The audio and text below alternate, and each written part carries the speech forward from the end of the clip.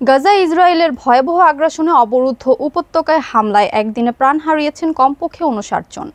এ নিয়ে গাজায় প্রাণহানির সংখ্যা ছাড়ালো ৬৩,০০০। বিমান হামলার পাশাপাশি আরও জোরদার হয়েছে স্থল অভিযান। কামরুজ্জামানের তথ্যচিত্রে বিস্তারিত জানাচ্ছেন অরণি আক্তার। গাজায় ইসরায়েলের ভয়াবহ আগ্রাসন চলছেই। অবরুদ্ধ উপত্যকায় হামলায় একদিনে প্রাণ হারিয়েছে কমপক্ষে ৫৯ জন।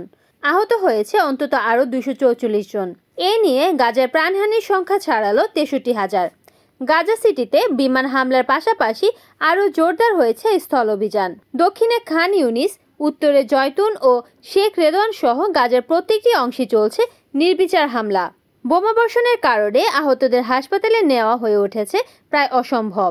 ধ্বংসস্তূপের নিচে চাপা পড়াদের উদ্ধারে নেই পর্যাপ্ত সরঞ্জাম। বেশিরভাগ হাসপাতাল ধ্বংস হওয়ায় আহতরাও মারা যাচ্ছে বিনা চিকিৎসায়। এছাড়া শুক্রবার দুর্ভিক্ষেও ৫ জনের মৃত্যু হয়েছে গাজায়। উপত্যকায় অনাহার, অপুষ্টিতে মৃতের সংখ্যা দাঁড়ালো ২২১, শিশুসহ ৩২২ জনে। প্রায় ২ বছর ধরে চলমান ইসরায়েলি আগ্রাসনে গাজায় প্রাণহানির পাশাপাশি কেবলমাত্র ত্রাণ সংগ্রহকারীদের ওপর হামলায় প্রাণহানির সংখ্যা দাঁড়িয়েছে ২,২০৩ জন। অবরুদ্ধ এই ভূখণ্ডে আগ্রাসনের জন্য আন্তর্জাতিক বিচার আদালতে গণহত্যার মামলার মুখোমুখি হয়েছে ইসরায়েল, তবুও থেমে নেই তাদের বর্বরতা। এ নিয়ে নিন্দার ঝড় বইছে বিশ্বব্যাপী।